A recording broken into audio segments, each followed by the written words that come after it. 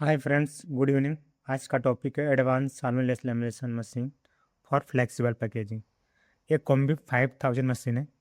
इस पे लेस और बेस दोनों प्रोसेस कर सकते हैं हम लोग। डेफिनेशन: एडहेसिव एंड हार्डनर को मल्टीपल एप्लीकेशन रोलर के माध्यम से एडहेसिव को ट्रांसफर करते हैं किस पे, सबस्ट्रेट पे, और सेकेंड सबस्ट्रेट के through heat and compression nip के माध्यम से लेमिनेट कर देते हैं। पहला definition. Second definition: solventless lamination machine में टू अथवा मोर फ्लेक्सिबल फिल्म यूज करते हैं। 100% सॉलिड पॉलीयुरेथेन एडहेसिव होते हैं without using any solvent. Main point है adhesive curing occurs by chemical reaction NCOH। NCOH के केमिकल रिएक्शन के माध्यम से एडहेसिव क्या होता है, क्यूरिंग होता है, making the process eco friendly.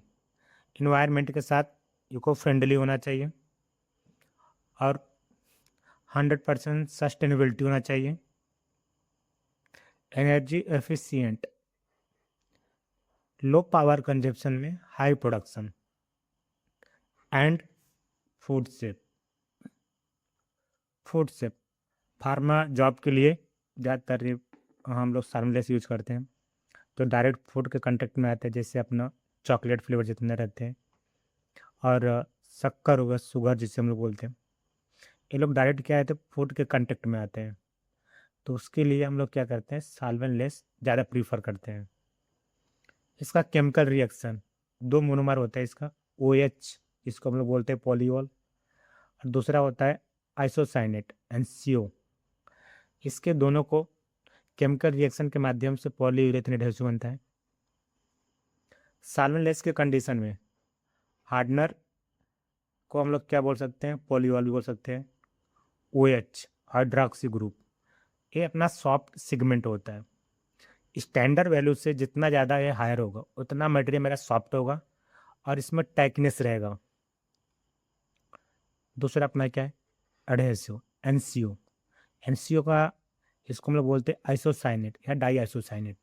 ये हार्ड सिगमेंट है, इसका परसेंटेज जितना ज़्यादा हायर रहेगा उतना मटेरियल ब्रूटल फॉर्म में कन्वर्ट होता जाएगा। अपना तीसरा डेफिनेशन है जो मोस्ट इम्पॉर्टेंट है, मल्टीपल एप्लीकेशन रोलर के माध्यम से एडहेसिव को ट्रांसफर करते हैं किस पे, सबस्ट्रेट पे, और सेकेंड सबस्ट्रेट को, जो अपना सेकेंड सबस्ट्रेट है, एक अनकम्प्रेशन नीब के माध्यम से लैमिनेट कर देते हैं। 100% सॉलिड पॉलीयूरेथेन एडहेसिव होता है without using any solvent. Polyol isocyanate chemical reaction से पॉलीयूरेथेन एडहेसिव बनता है, making the process eco friendly होता है, 100% recyclable, energy efficient, food safe. Pharmaceutical job के लिए एंड फूड ग्रेड के मटेरियल जो डायरेक्ट फूड के कांटेक्ट में आते हैं, इसके लिए हम लोग सॉल्वेंटलेस मशीन जॉब प्रीफर करते हैं। सॉल्वेंटलेस मशीन का डायग्राम है, डायग्राम के थ्रू हम लोग प्रोसेस को समझेंगे। पहला अपना प्राइमरी अनवाइंडिंग है, यहाँ से फिल्म को रिलीज करके डांसर रोलर का जो मेन फंक्शन होता है वो फिल्म में रिंकल एंड क्रीज रहता है उसको रिलीज करते हैं, और वेब को टेंशन को क्या करते हैं हम लोग, मेंटेन करते हैं। फिर आगे पासिंग होते हुए अपने पास 5 रूलर है, इसमें से दो रूलर है, 2 रूलर का मेन काम मेट्रिंग रूलर होता है, ये होता है ट्रांसफर रूलर, ये होता है coating ruler, compression ruler. Coating ruler और कंप्रेशन रूलर के हेल्प से एडहेसिव को ट्रांसफर करते हैं फिल्म के सर्किट पर। और ये जो अपने पास गाइड रूलर है, गाइड रूलर के हेल्प से फिर आगे पासिंग होते हुए यहाँ से सेकेंडरी अपना अनवाइंडिंग, यहाँ से पासिंग होते हुए डांसर रूलर से हेल्प से कंप्रेशन नीब एंड हीटिंग के हेल्प से फिल्म को लैमिनेट कर देते हैं।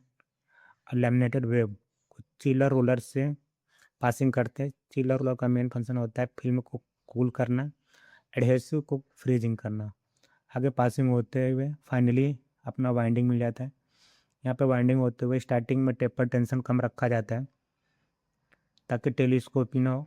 जैसे जैसा इसका वाइंडिंग बढ़ता जाएगा और टेपर टेंशन कम होता जाएगा। और लेआन प्रेशर का मेन काम क्या होता है, फिल्म का जो हार्डनेस होता है उसको मेंटेन रखना, जो अपना वाइंडिंग हो रहा है, और यूनिफॉर्म हो।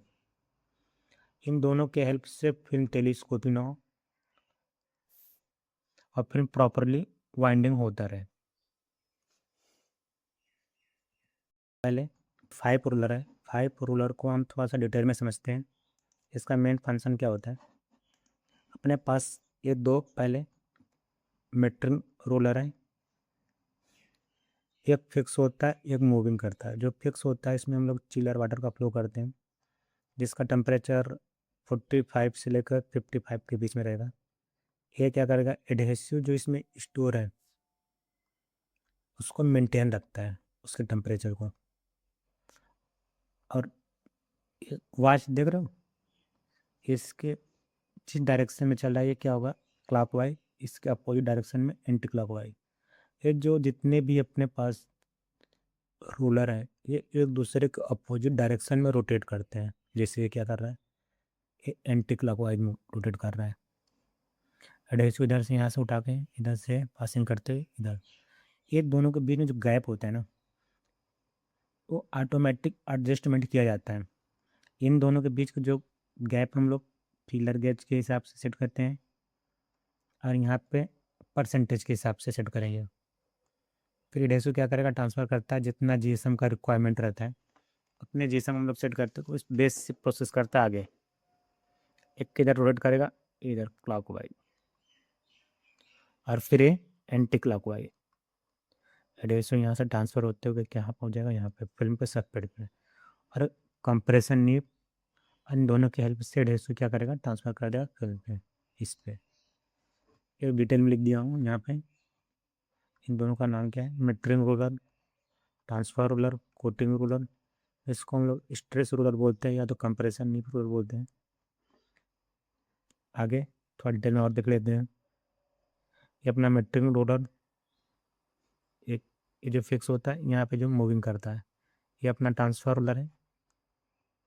ये कोटिंग रोलर, ये कंप्रेशन नीब रोलर। या प्रोसेसिंग का है, दिख ही रहा है, एक अपना metric roller, transfer roller, coating roller, nip roller. इसका साइज थोड़ा छोटा है।